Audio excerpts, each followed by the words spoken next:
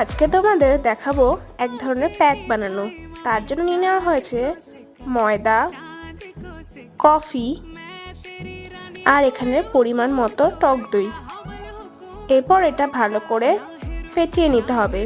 সবকটা মিশ্রণ যাতে ভালোভাবে মিক্সড হয়ে যায় তার মতো করেই ফেটিয়ে নিতে হবে। এরপর এই প্যাকটা নিয়ে মুখে অ্যাপ্লাই করতে হবে। ঠিকঠাক করে পুরো দিকটা ভালো করে দিয়ে দিতে হবে।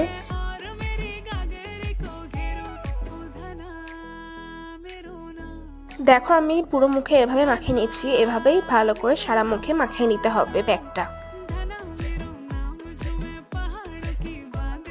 সারা মুখে ভালো করে মাখিয়ে নিতে হবে প্যাকটা। মাখিয়ে নেওয়ার পর এটা 15 থেকে 20 মিনিট শুকানোর জন্য রেখে দিতে হবে। এরপর দেখো আমি মুখটা ভালো করে ধুয়ে এসেছি, কি সুন্দর মুখটা গ্লোয়িং লাগছে। আরও এরকম ভিডিও পাওয়ার জন্য চ্যানেলটাকে